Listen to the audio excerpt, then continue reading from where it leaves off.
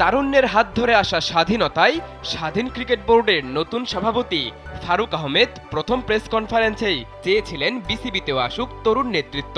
সেদিনই দিয়েছিলেন তামিম ইকবালের বোর্ডে ঢোকার ইঙ্গিত। খুব ভালো হয় যদি খেলতে পারে, আর যদি খেলতে না পারে ও যদি বোর্ডে আসে তাইলে আমি খুব খুশি হব। Because so leadership, he was A former captain, তার মানে তার লিডারশিপ কোয়ালিটিও আছে। এসব ছেলে যত আসবে তা যদি আমরা তাড়াতাড়ি কাজে লাগাতে পারি তাহলে কিন্তু মানে অনেক আইডিয়া আসবে, অনেক ভালো কিছু করতে পারে আমার ধারণা আর কি। মাস না পেরুতেই হঠাৎই পদত্যাগের ঘোষণা দেন বিসিবির আলোচিত সমালোচিত বোর্ড পরিচালক খালেদ মাহমুদ সুজন। 53 বছর বয়সী এ বোর্ড পরিচালকের পদত্যাগের পর আলোচনায় তামিম ইকবাল।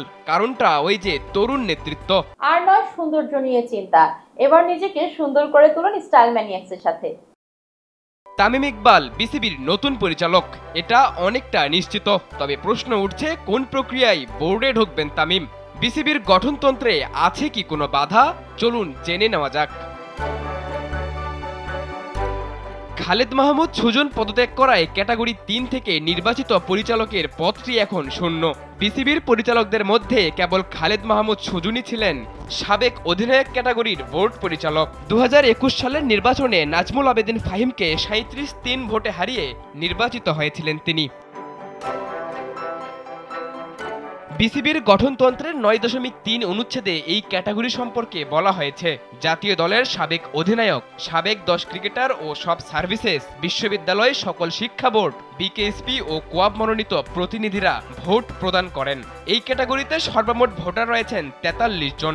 বাংলাদেশের সাবেক অধিনায়ক হওয়ায় এই ক্যাটাগরি থেকে বোর্ড পরিচালক নির্বাচিত হতে তামিম ইকবালের নেই কোনো গঠনতান্ত্রিক বাধা। বিসিবির নতুন যুগের সভাপতিরও চাওয়া বিসিবিতে আসুক তরুণ নেতৃত্ব। আবার সুজনের পদত্যাগে তামিম ইকবাল গঠনতান্ত্রিক বাধামুক্ত। মেলাতে পারছেন অঙ্কটা?